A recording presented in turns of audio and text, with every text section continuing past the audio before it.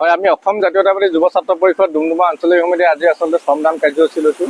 আৰু শ্ৰমদান কাৰ্যসূচী এইকাৰণেই লৈছোঁ যাতে লোক নিৰ্মাণ বিভাগ আছে, যি বিভাগ আছে, চৰকাৰী বিভাগে আচলতে ৰাইজে সজাগ হৈছে। ৰাইজে সজাগ হোৱাৰ আগমুহূৰ্তত আচলতে এই ৰাস্তাটো যে নিৰ্মাণ কৰিব লাগে এই বস্তুটো মানে কাণ্ডৰ জ্ঞানটো আহক। গতিকেলৈ আমি এটা কথা ক'ব বিচাৰিছোঁ, NH-37 যিটো অত্যাধিক ব্যস্ততাময় পথ, এই পথছোৱা কিন্তু বৰ্তমান ইমান ডাঙৰ এটা লোক নিৰ্মাণ ব্যাগুম বিভাগ থকাৰ পিছতো কিন্তু এই চৰকাৰখনে এই ৰাস্তাটো কিন্তু ৰাইজৰ বাবে সুবিধাকৈ মেৰামতি কৰি দিব পৰা নাই। গতিকেলৈ আমি দাবী জনাইছোঁ অতি সোনকালে চৰকাৰখনে এই যি NH-37 আছে, NH-37 অতি সোনকালে নিৰ্মাণ কৰি দিয়ক, ৰাইজৰ সুবিধা কৰি দিয়ক। আৰু আমি এটা কথা ক'ব বিচাৰিছোঁ, যিসকল ছাত্ৰ ছাত্ৰী আছে আমি দেখিবলৈ পাওঁ ডুমডুমাৰ পৰা যোৱা ছাত্ৰ ছাত্ৰী অৰ্থাৎ বিভিন্ন ধৰণৰ স্কুল কলেজলৈ ছাত্ৰ ছাত্ৰী যায়, যেতিয়া ডুমডুমাৰ পৰা ৰূপাই লৈ যাওঁতে কিন্তু বিভিন্ন ধৰণৰ দুৰ্ঘটনাগ্ৰস্ত হয়, দুৰ্ঘটনাত পতিত হয়, মেডিকেললৈ যাবলগীয়া হয়।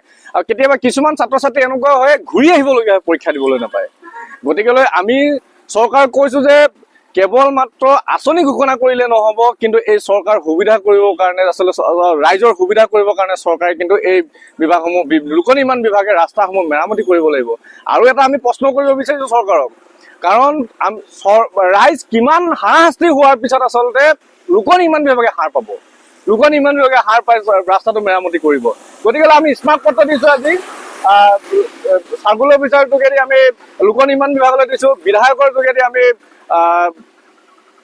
মুখ্যমন্ত্ৰীলৈ দিছোঁ, যি আচলতে স্বয়ং মুখ্যমন্ত্ৰীয়ে এই লোক নিৰ্মাণ বিভাগৰ এই বিভাগটোত আছে। হাস্যকৰ বিষয়ে, যেতিয়া ৰজাঘৰে এই অঞ্চলসমূহলৈ পৰিদৰ্শন কৰিবলৈ আহে তেতিয়া কিন্তু একে ৰাতিৰ ভিতৰত সিহঁতে এই ৰাস্তাসমূহ নিৰ্মাণ কৰিবলৈ লয়। লোক নিৰ্মাণ বিভাগটোৱে উঠি পৰি লাগে সেই ব্যাগুম বিভাগটোৱে।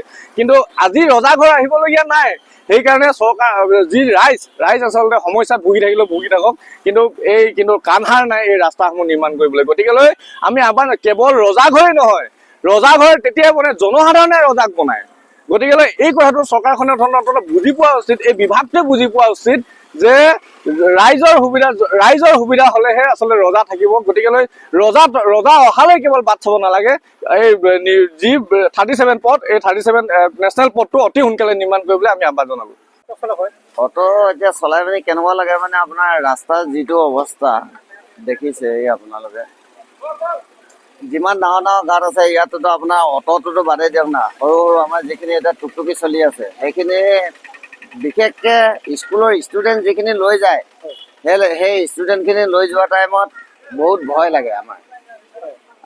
বাই চান্সৰ কথা, টুকটুকি এখন যদি বাই চান্স যদি পাল্টি যদি মাৰিবলগীয়া হয় তেতিয়াহ'লে মানে প্ৰশাসন হওক বা আমাৰ ৰাজনীতিবিদৰ মানুহে হওক, কোনেওতো সেইটো হেৰিত কোনো সহায় নকৰিব। কাৰণ কেলৈ ৰাস্তাটোৰ কাৰণে একচুৱেলি আমাৰ MLA এই কথাটো চাব লাগিছিলে।